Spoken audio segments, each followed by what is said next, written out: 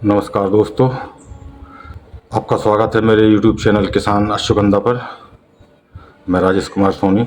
आज बात करेंगे उड़द की फसल कि उड़द की फसल में हम ज़्यादा से ज़्यादा पैदावार कैसे लें, क्योंकि हमारे किसान भाई पारंपरिक खेती करते हैं और कभी कुछ निकलता है, कभी कुछ भी नहीं निकलता है उड़द में, क्योंकि वही पुरानी तरीका सा वही पुराने ढंग से खेती करते चले आ रहे हैं। तो मैं आज आपको नई तरीके से और कैसे किसान खेती करें उसके बारे में बात करेंगे। तो सबसे पहले हम बात करेंगे कि हम खेत की तैयारी कैसे करें। हमको क्या करना है कि 2-3 बार, कम से कम 2 से 3 अच्छी जुताई करनी है। अगर प्लाऊ हो तो प्लाऊ से पहली जुताई करवा दें, इसके बाद जो है नाम जो अच्छा पाटा चला दें।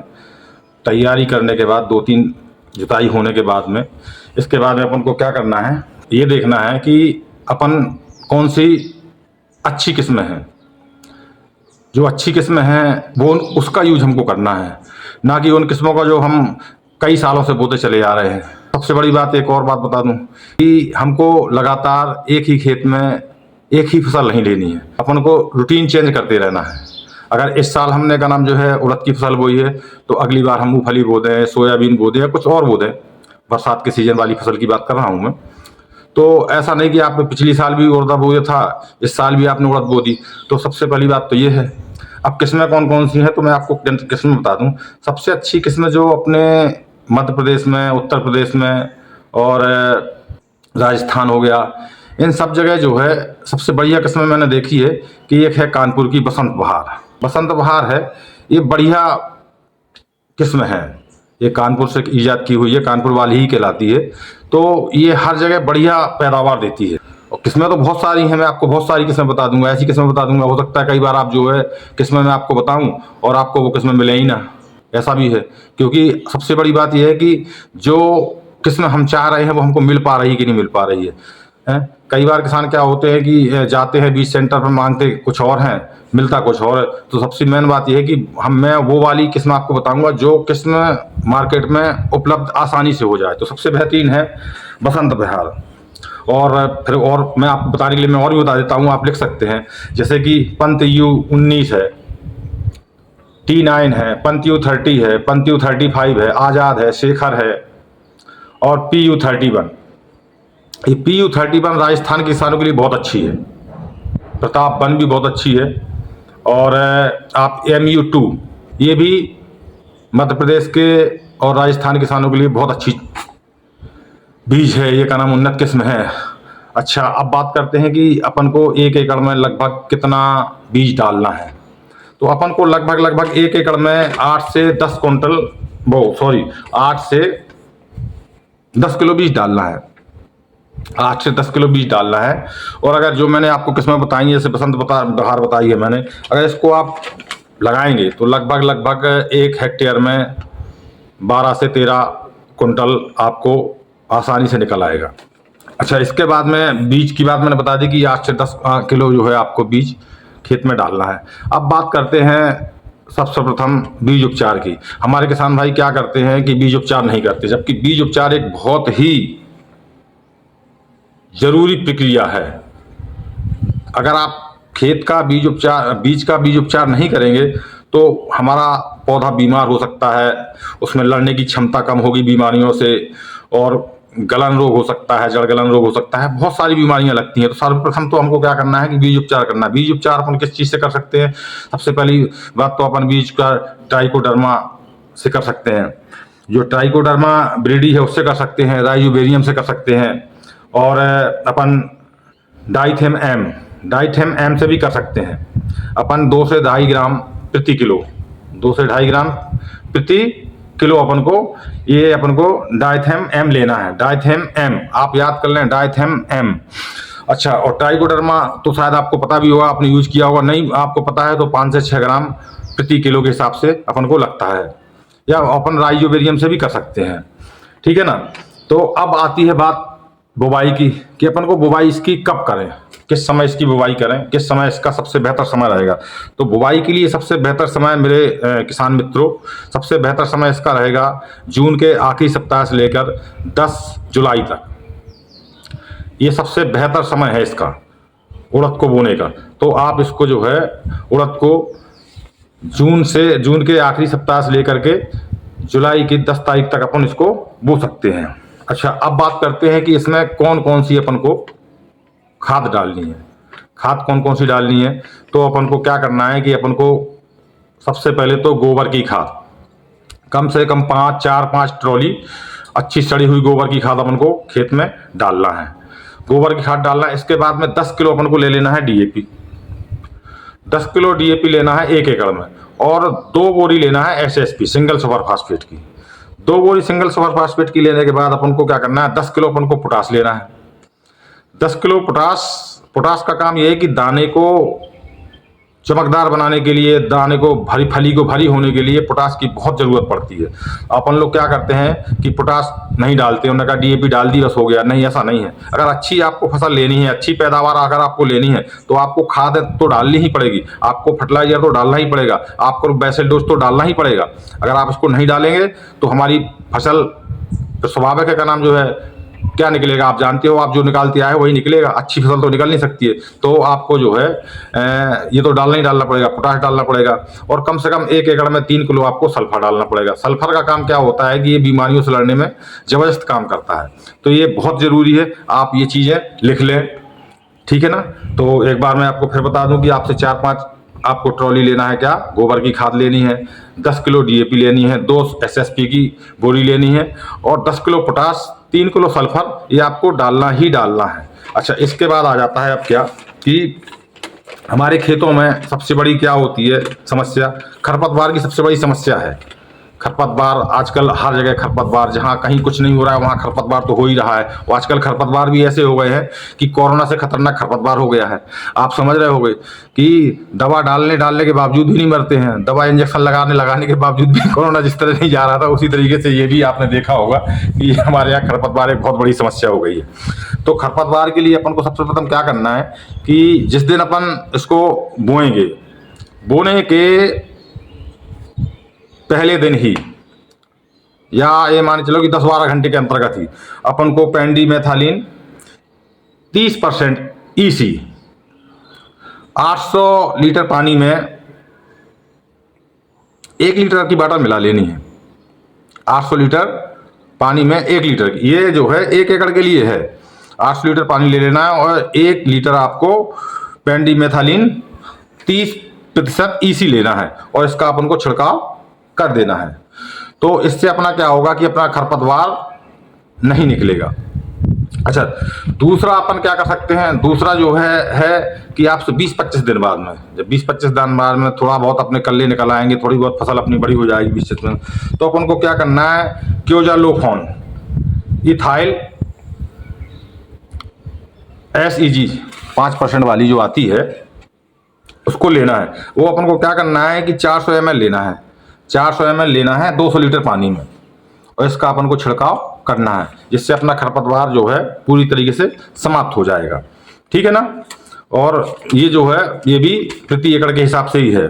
अच्छा, एक चीज़ और मैं आपको बता दूं कि होता क्या है कि हम सब कुछ कर लेते हैं, लेकिन आपने देखा होगा कि उड़द में सबसे ज़्यादा जो है हमें परेशान करता है। तो क्या परेशान करती है, सबसे ज़्यादा परेशान होती है, हम सबसे ज़्यादा अगर परेशान होते हैं, सबसे ज़्यादा परेशान होते हैं अपनी बीमारियों से, क्योंकि सबसे ज़्यादा बीमारी अगर लगती है तो उड़द में ही लगती है। आपने भी देखा होगा कई बार हम दवा का स्प्रे करते हैं, इसके बावजूद भी बीमारी से निजात नहीं मिलती। उसका सबसे बड़ा कारण पता है क्या है कि हम खेतों में तो अपने, ये बहुत इंपॉर्टेंट बात बता रहा हूँ मैं आपको, खेतों में तो क्या होता है कि हम अपने कीटनाशक डाल देते हैं, इल्लीनाशक डाल देते हैं, सफ़ेद मक्खी जो चूसक मक्खी आती है उसको उसकी का नाम जो दवा डाल देते हैं। लेकिन जो हमारे खेत की मेढ़े हैं, आपने गौर किया होगा, जो हमारे खेत की मेढ़े हों उसके किनारे किनारे या आसपास जो खरपतवार जमा हुआ है, उसमें जो ये कीड़े बच जाते हैं,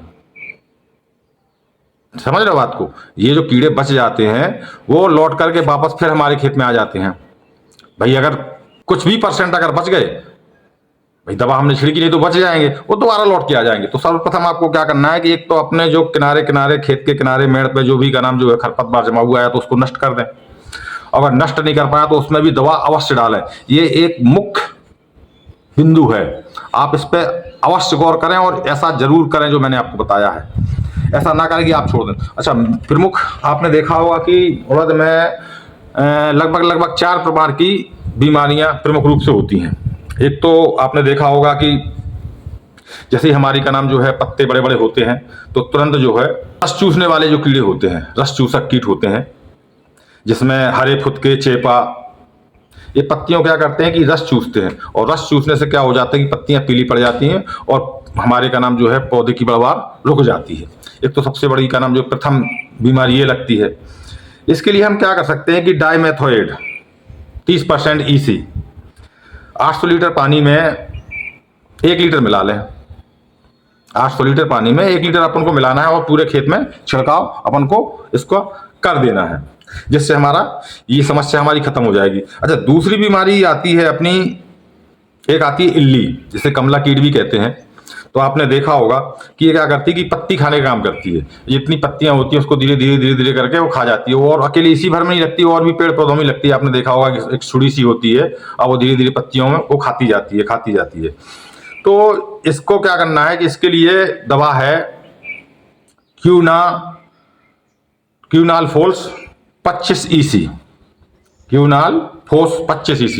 एक तो क्या है कि ये दवाइयों के नाम भी इतने ऊट पटांग रहते हैं कि जल्दी अपन को याद भी नहीं होते हैं। आपने देखा होगा तो मुझे भी दिक्कत होती है थोड़ा सा। तो क्यूनाल फोर्स 25 EC, तो इसको आपको क्या करना है कि आपको 1.25 लीटर लेना है। 1.25 लीटर लेना है, 800 लीटर पानी में अपन को मिला लेना है और घोल तैयार करके इसका छिड़काव अपन को करना है। और छिड़काव करके अपन को पूरे खेत में अपन इसको छिड़क दें। अगर इल्ली का ज्यादा प्रकोप हो गया है और खत्म नहीं हो रही है तो फिर इसके लिए एक दूसरी दवा है क्लोरेटा निलिफ्रोल, ये जिसको कोराजेन भी कहते हैं। क्या कहते हैं? कोराजेन। अपन इसका प्रयोग भी कर सकते हैं। अच्छा, इसके बाद तीसरे नंबर की जो बीमारी आती है वो बीमारी है, आपने देखा होगा कि तीसरे नंबर की बीमारी आती है, वो आती है फलाछेदक के रूप में। जो फलियां बनती है हमारी पेड़ में, उसको एक कीट होता है, आपने देखा होगा, फलिया के अंदर घुस करके वो सारे के सारे का नाम जो है जो बीज होती है उसको खा जाती है। ठीक है, आपने देखा हो। तो एक सबसे बड़ा रोग, तीसरा रोग ये भी लगता है। इसके लिए हम कौन सी दवा का प्रयोग करेंगे कि इसमें अपन, एक तो नीम तेल आता है, तो नीम तेल 2% के हिसाब से, और दूसरा आता है इंडो एक्सा कार्ब 14.5 EC। इसका प्रयोग अपन कर सकते हैं। मैं तो कहता हूं कि आप नीम का प्रयोग करें, नीम तेल का प्रयोग करें, इससे बेहतर है।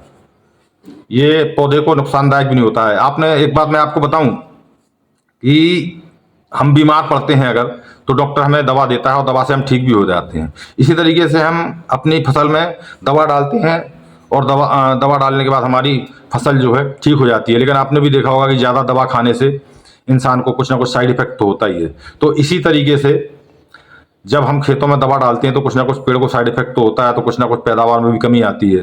तो कोशिश बार आपको क्या करना है कि आप जो है जैविक खाद का इस्तेमाल करें, और जो प्राकृतिक दवाइयां हैं उनका प्रयोग करें, उनसे हमको ज़्यादा लाभ होगा। हम प्रकृति से दूर जाते जा रहे हैं, प्रकृति के हमको नज़दीक आने की ज़रूरत है। कब तक हम इस तरीके से दवाओं का प्रयोग करते रहें, कब तक हम अपने शरीर से, अपने जीवन से खिलवाड़ करते जाएंगे। हमको लगता है कि हमने बोधी बिक गई चली गई, ऐसा नहीं है। चौथी सबसे बड़ी बीमारी है इसकी, आपको मैं बताऊं, वो है पीला मोजेक। सबसे बड़ी समस्या है, ये पूरा हमारी फसल को ही नष्ट कर देता है, पूरे खेत के खेत नष्ट हो जाते हैं। पीला मोजेक ये होती है सफेद मक्खी से। सफेद मक्खी आपने देखी होगी, एक सफेद मक्खी होती है, वो पीला मोजेक, उसके का नाम जो है पीला मोजेक होता है। पीला मोजेक से पत्तियां पीली पड़ जाती हैं और धीरे धीरे करके सारे के सारे का नाम जो है हमारी जो फसल है वो नष्ट हो जाती है। तो सबसे पहले हमको क्या करना है कि जिन जिन पेड़ों की पत्तियां, जिन जिन पौधों की पत्तियां पीली पड़ गई उनको उखाड़ करके कहीं गाड़ देना है, दफना देना है, या उसको जला देना है।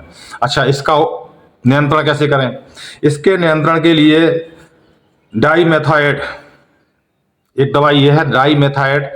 दूसरी दवाई होती है इमिडाक्लोप्रिड का छिड़काव करें। इसका आप छिड़काव कर सकते हैं। और कटाई आपको तब करना है, कटाई भी कई बार क्या करते हैं लोग, बहुत लेट कटाई करते हैं। तो कटाई आपको कब करना है कि जब हमारी 80% फली सूख जाए, उस समय हम आपको इसकी कटाई हमको कर लेना है। और कटाई करने के बाद अच्छी तरीके से धूप में सुखाने के बाद फिर इसकी हार्वेस्टिंग करनी है। तो ये मैंने आपको बताई है सबसे जो है उड़द की फसल के लिए। और दूसरी बात, एक बात मैं बताना आपको भूल गया कि आपको फसल, उड़द की फसल वहाँ बोना है जहाँ पर हमारा पानी ना भरता हो। अगर पानी भरता है तो आप बिल्कुल भी उड़द की फसल ना बोएं। मैं आपको एक बात बता दूं, आपको बिल्कुल भी नहीं बोना है। आपको जो है वहीं पर बोएं जहां पानी ना भरता हो, जहां ढलानदार खेत हो, क्योंकि ये ढलानदार खेत में अच्छा होता है। पानी की समस्या ना हो, पानी भरेगा तो जड़ें हमारी सड़ जाएंगी, गल जाएंगी, तो हमारी का नाम जो है जो उत्पादन होगा वो अपने आप घट जाएगा। इसलिए आपको एक खास तौर से ध्यान रखना है। तो दोस्तों नमस्कार। और मेरे किसान चैनल जो है आपका, ये अश्वगंधा किसान चैनल है, तो इसको मैं देख रहा हूँ कि आप लोग सब्सक्राइब नहीं कर रहे हैं। मैं आपको अच्छी अच्छी बातें बता रहा हूँ, और अगर आप सब्सक्राइब करेंगे तो जो भी मैं वीडियो डालूंगा वो आपको तुरंत मिल जाएगी ना। आप लाइक कर रहे हैं तो मेरा आपसे अनुरोध है कि आप मेरे चैनल को लाइक करें, सब्सक्राइब करें, क्योंकि आपके लाइक करने से, सब्सक्राइब करने से हमारा चैनल आगे बढ़ता है और जल्दी जल्दी वीडियो आती है और आपको भी मिलती है। इससे हमको भी फ़ायदा होता है और आपको भी फ़ायदा होता है। ऐसा नहीं है, कई लोग कहते हैं कि अरे आपके लाइक से क्या फ़ायदा है, आपके सब्सक्राइब से क्या फ़ायदा है। हमें भी फ़ायदा है भैया, तभी तो हम वीडियो बना रहे हैं, हमको भी फ़ायदा है। तो मेरा आपसे निवेदन है कि आप मुझे लाइक करें, सब्सक्राइब करें। धन्यवाद, नमस्कार। फिर एक बार कहूँगा कि आप लाइक सब्सक्राइब जरूर करें, मेरा आपसे निवेदन है। इसमें मेरा फ़ायदा होता है, मैं स्वीकार करता हूँ, ठीक है ना।